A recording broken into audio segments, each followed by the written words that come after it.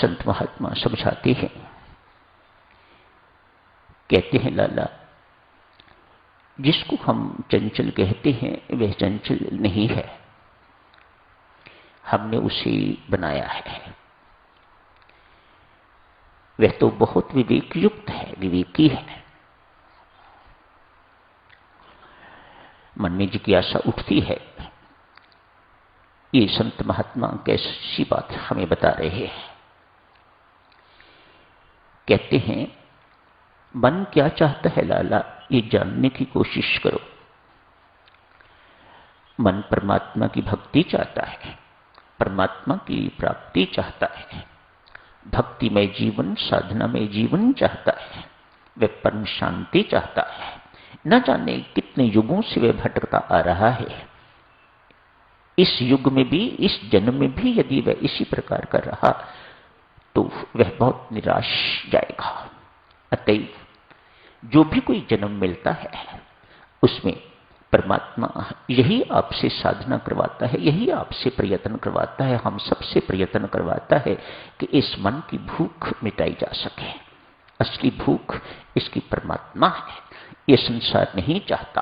आप इसे और संसार देते हो और संसार देते हो, इससे उसकी भूख तृप्त नहीं होती, इससे उसकी प्यास बुझती नहीं है, वह और भटकता है। दोषी हैं तो हम दोषी हैं, उसका दोष बिल्कुल नहीं है। यदि हमने उसकी ये हालत करी हुई है तो हम जिम्मेदार हैं। संत महात्मा, माता और सज्जनों, बहुत सुंदर उदाहरण देते हैं और समझाते हैं। कहते हैं, आज एक बालक बहुत जिद कर रहा है कि मुझे सोने की चेन चाहिए। पिता संभवतः देना नहीं चाहते। बच्चा है, सोने की चेन, कीमती चेन क्या करेगा, टालना चाहते हैं। अतएव उसे कुछ पैसे इत्यादि दे के तो कहते हैं, बेटा अमुक मार्केट में चला जा, INA मार्केट में जाना, वहां फिश मार्केट है, मीट मार्केट है, वहां तुम्हें सोने की चेन मिल जाएगी। दिन भर बेचारा भटकता है, बालक है, इनोसेंट है, पिताश्री की बात का पालन करता है, जो आज्ञा मिली उसका पालन करता है, दिन भर घूम के खाली हाथ वहां से लौट आता है। पिताश्री, हर दुकानदार से मैंने पूछा मुझे सोने की चेन चाहिए, वे हंसते थे। मैं मजाक सा बन के तो घर को लौटा हूं, उनके पास सोने की चेन नहीं है। भूल हो गई बेटा, तुम गलत जगह पर चले गए। आज ऐसे करो, चांदनी चौक में जाओ, वहां कपड़े की मार्केट है, वहां तुम्हें सोने की चेन मिल जाएगी। बेचारा चला गया है, साड़ी बाजार चला गया है, दूसरी बाजार चला गया है, पराठे वाली गली चला गया है, घूमता फिरता है, पराठा तो खाया है लेकिन सोने की चेन नहीं मिली। आज फिर निराश घर लौटा है, आके कहता है, पिताश्री सोने की चेन तो मुझे वहां से भी नहीं मिली।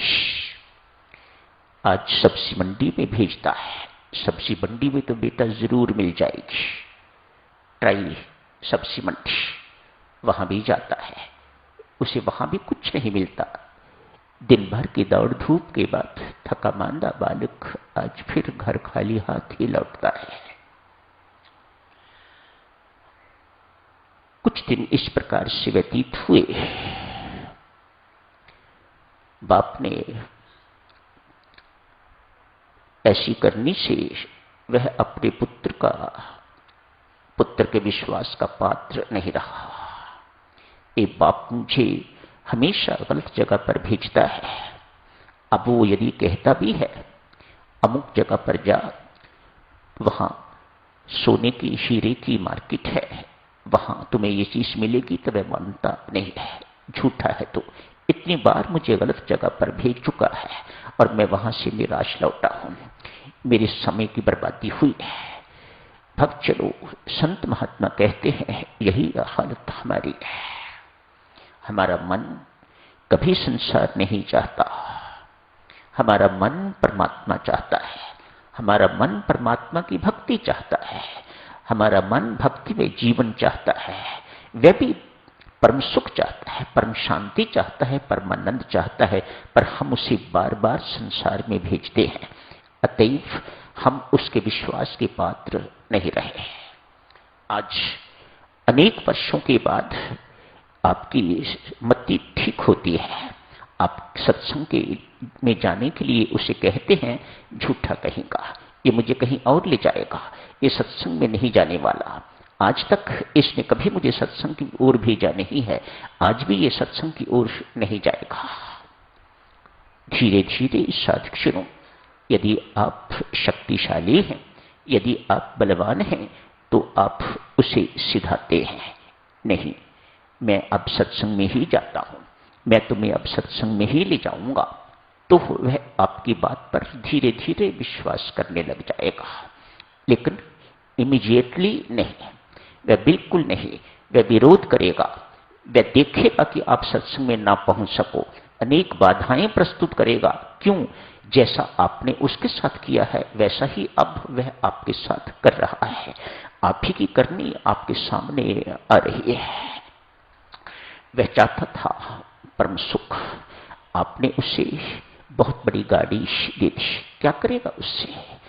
उसे सुख सुविधा तो हो सकेगी, यातायात का साधन तो थोड़े समय के लिए उसका सुख तो मिल सकेगा, या अहंकार का क्षुद्र सुख तो मिल सकेगा, लेकिन वह परम सुख तो उसे प्राप्त नहीं हो सकेगा जो वह चाहता है। उसने मांगा भक्ति दीजिएगा, मुझे सत्संगति दीजिएगा। आप उसे सिनेमा की ओर ले जाते हैं, अपने साथ किटी पार्टी में ले जाते हैं, या अपने साथ क्लब में उसे ले जाते हैं, वह क्या करेगा? वह बहुत असहाय महसूस करेगा। बिल्कुल यही हालत साधकजनों हमने मन की करके रखी हुई है। अतएव हम मन के विश्वास के पात्र नहीं रहे हुए हैं, वह हमारे ऊपर विश्वास खो चुका हुआ है। अतएव हर प्रकार की बाधा